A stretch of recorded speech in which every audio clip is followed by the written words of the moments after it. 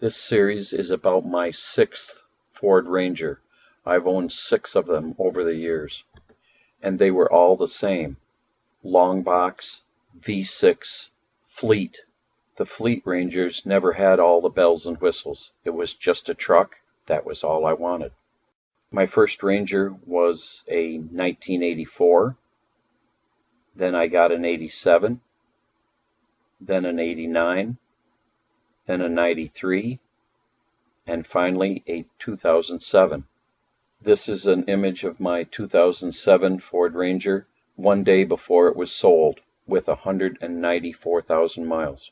And here it is setting next to the new Ranger, the 2022.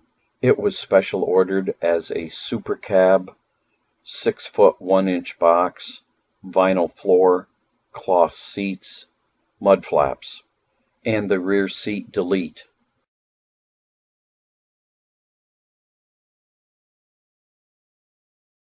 Well, with the addition of the tonneau cover on the truck, the bed was very dark if you had to reach inside under that tonneau cover to get anything. And since I didn't get the truck until late summer, we're now going into winter, and it's always dark, at least here in northern New York. So I decided I needed some bed lights. So I looked at everybody's idea of a bed light, including Ford, and I decided I didn't really care for them. So I ended up with a Nilight TR05. That's their 60-inch LED bed strip light kit. So I'd have a strip of LEDs on both sides of the truck bed, shining at a 45-degree angle down into the bed, so it would light it up better than daylight. From Amazon, I ordered up a set of those strip lights, and that's the box that it comes in.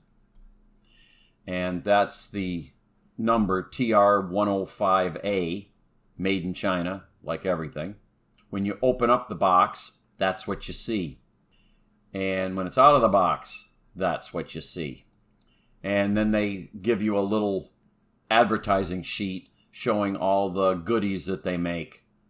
So with everything out of the bag, that's what you see. Note the red peel strip, and under that is the stickum. That's very good stickum, and that's important for this. What I did was I took a paper towel and some alcohol, and I went down both sides of the inside of the bed of the truck, and then I started peeling the red protective strip back and started putting the LED strip on.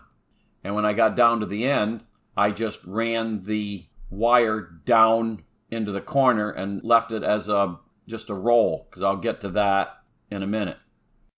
So after putting on the left side, you can see I got the right side on.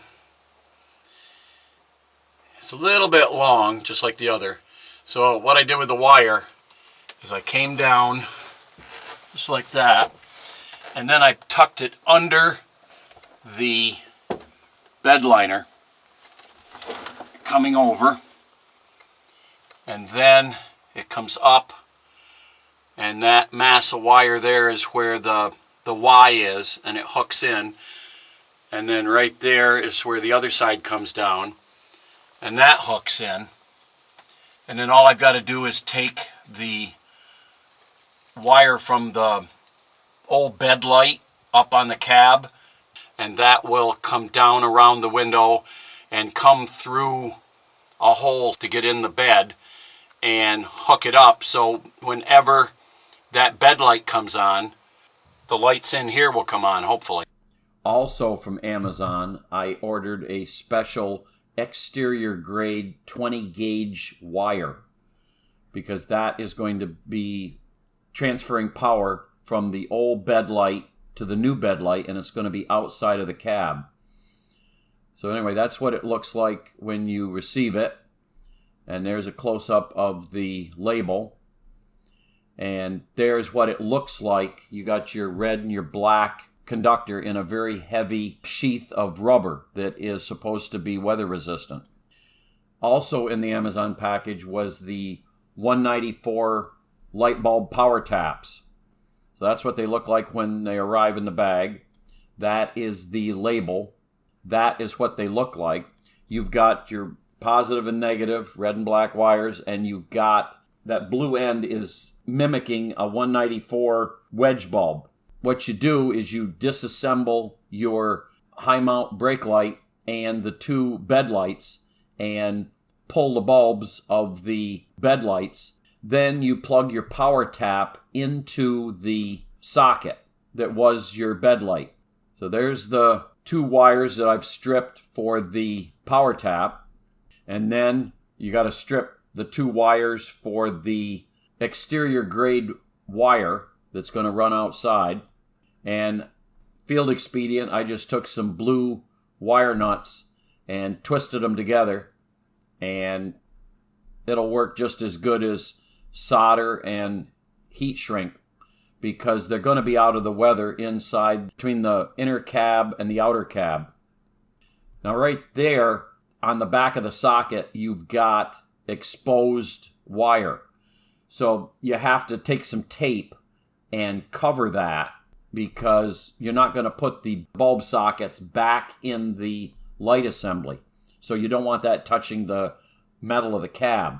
So now you can see that I've got the base of the old bed light back on the truck.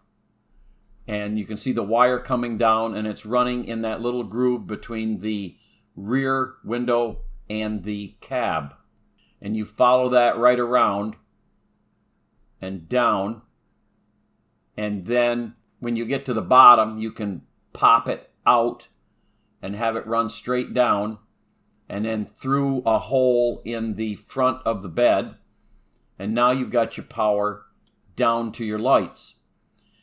And with that connected with some more blue wire nuts, I powered it up for the first time, and that's what I got on the left side. And then there it is on the right side. And then there it is with both sides lit, and it looks pretty darn good inside. And there is a button beside your light switch that you can lock on the bed lights. But if you don't, you just get 30 seconds of light, as you'll see in this next clip. But I'm quite pleased with what I've got right now, that anybody that's seen it is amazed at how much light is in that bed. And when the tonneau cover is pulled back and you have stuff in there at night, the whole area is lit up, and it makes it very easy for loading and unloading.